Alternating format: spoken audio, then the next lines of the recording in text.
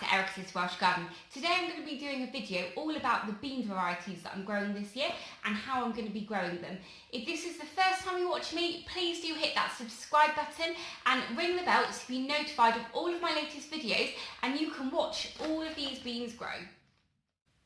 So, as a gardener, in the past, I've been quite boring when it's come to runner beans and climbing French beans. At the beginning of the season, I've gone and bought some seeds, not really looked at the variety, just picked up kind of the first ones in the shop, put them in the ground, harvested them, and that's been that. Now, this is the first year that I've really started to think about the varieties that I'm growing and being able to save the seeds, really, just because saves you a load of money, but also, you know, it naturalises that seed to your environment so it will grow better year after year. Many of the seeds that we get from, you know, seed merchants are grown abroad and grown in a completely different environment to the ones we grow in. So it's quite important to start thinking about saving the seeds if you can. Now, last year I did grow some runner beans. I didn't know the variety because they came free with the magazine, and you know, there was no variety named on them. And I did save the seeds. So I've got some runner bean seeds here. Now I am going to be planting these at the allotment this year. Now that kind of goes against what I said, where I was thinking of growing interesting varieties and stuff like that. But these were grown in my garden last year, so they are going to be naturalised to my local environment. And with runner beans, I think if you're trying to save the seed from them and make sure that it's true seed, you need to have no other runner bean plant growing within something like 1,000 metres. Now, although I know on my street I don't think there are any gardeners that grow runner beans, quite likely in my village there will be somebody. So although I had no other beans kind of growing in my local area, they probably haven't cross-pollinated, but there's no guarantee. So I am going to be growing these this year at the allotment, and the reason being is loads of people grow all different types of beans at the allotment, so they will cross-pollinate, and I'm not going to really worry too much about that. I'm going to pick them when they're quite young and before they go stringy, because last year I didn't pick these very quickly and most of them were stringy. So I'm going to be just growing these at the allotment. We'll see how they get on, but they are going to cross-pollinate. So, you know, it'd be interesting to see how, you know, they taste. But also I am planning on saving lots of beans for stews and stuff. So yeah, that's the first lot of beans that I'm going to be growing. Okay, so the next lot of beans I'm going to be growing are called black cocoa. Now these are a dwarf French bean. I'm going to be planting these, I think, at the allotment. Because they're a dwarf bean, they don't need to be staked because they don't climb, but they need to be planted quite close together so they help hold each other up. And possibly you might need to put a few supports in there, but you don't necessarily really have to. Now the reason I chose this from the Heritage Seed Library this year is because they said it was really good for drying, and I really want to dry loads of beans this year so I can make lots of stews and things like that. With a lot of people now being more interested in, you know, not having meat every day, you know, growing beans and storing them is a really great way to have protein on hand without having to have, you know, meat every single day. So that's something to think about if you're interested in kind of the environmental impact.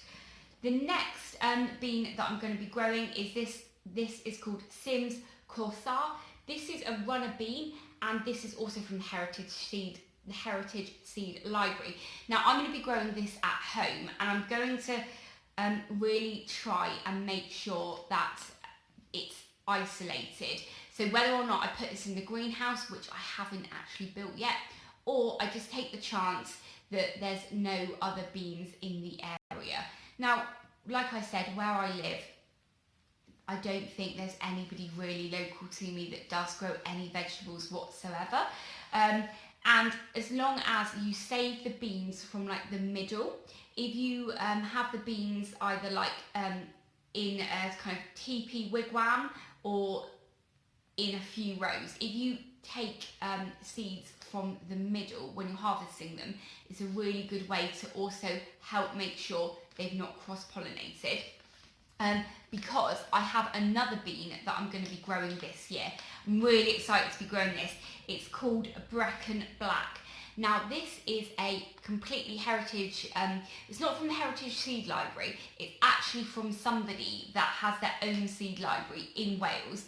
And yeah, it was originally held by the Irish seed savers. This Welsh heirloom is one of a number of black seeded varieties from South Wales.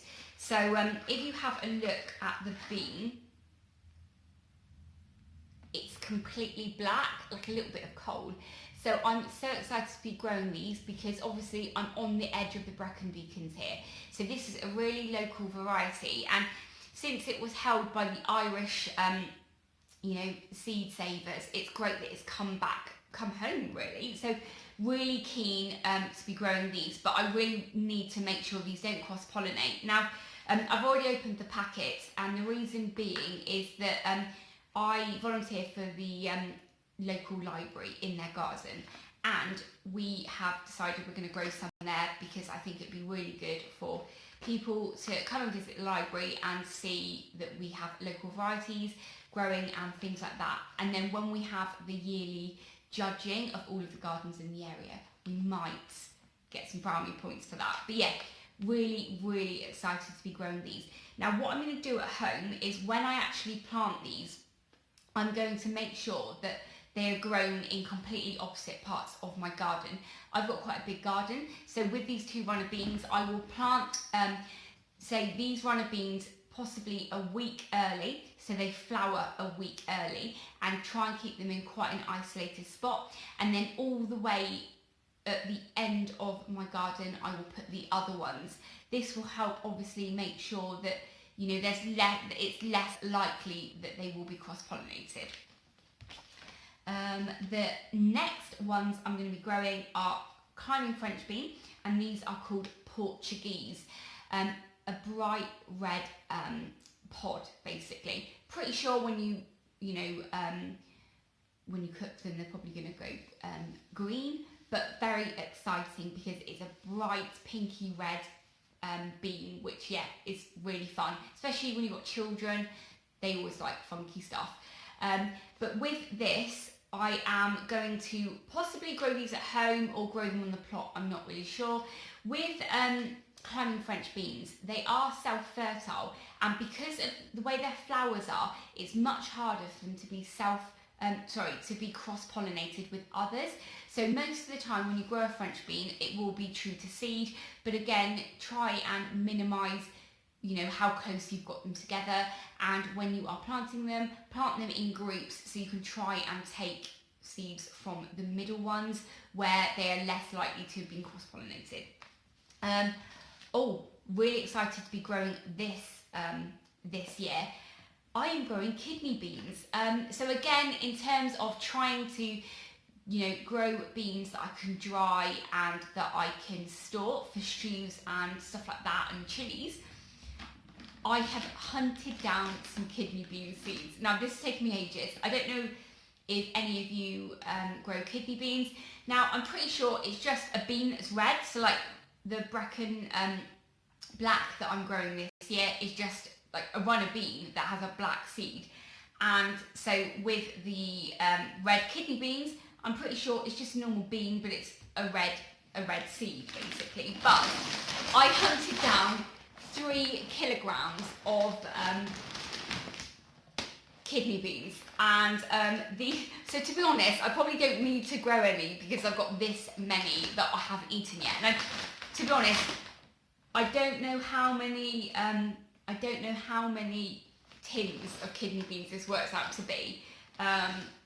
Probably like, I don't know, I haven't worked it out, but loads. But I'm going to be trying to grow some kidney beans this year, and if I can get those growing, I can start naturalising the seeds in the local area. That would be amazing. These are organic seeds, but they've been grown in China, so obviously completely different climate to us. So yes, excited about that. If they germinate, I'm going to put some in to germinate, in some soil today or tomorrow. So if I do that and they germinate, that'd be amazing. But I'm happy to, send some seeds out if anybody else wants to grow some kidney beans. Also, I have saved some other organic beans. So these are, I might be pronouncing this wrong, but these are aduki beans. So they are organic ones that I have saved, and we'll see how they grow. And I've also got some black turtle beans. You see, I'm thinking that, to be honest, if they cross-pollinate this year, it's not the end of the world, because if I can grow lots of different beans to make colourful food, that would be great. I also have some Greek gigantes beans from Liz, some white lady runner beans, which are there. Oh, and I also have some dwarf borlotti beans that I'm going to grow as well. So with the beans this year, I'm probably going to put some beans in one of my raised beds in my woodland.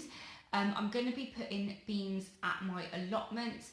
I also have about 4 really big pots that I usually grow runner beans in. One of the pots has still got the supports from the runner beans last year. So what I'm going to do is I have some kind of pretty much like half rotted down compost from a compost bin out the front that I've now moved up to my woodland. So I'm going to get that compost, I'm going to do a really thick mulch over the inside the pots where I grew the runner beans last year, and I'm going to just plant directly into that and see what happens. The ones on the allotment are going to be just straight into the ground with some bamboo canes as support, and the ones in the raised bed in my woodland, I haven't really thought too far ahead about that now. But yeah, that is the beans that I'm growing this year. If you have any advice about you know, what I've said, and if you think that's a good idea or not, let me know. If you are also really really familiar and experienced with saving your own bean seeds, and you have any ideas or any really good advice about the best way to make sure they don't cross-pollinate so you can save true seed, let me know. But yeah, I think that is all of the beans that I am going to be growing this year. But yeah, it's quite late now. It's not actually really late for growing runner beans and stuff, because they do need to be planted after any risk of frost. But for me, it seems like quite late that I'm not really organised yet in terms of where I'm going to be planting all of these. But every year, I do always make sure that I plant them. I sow them direct rather than sowing them in pots, because I find with pots, suddenly the beans germinate and they start shooting upwards.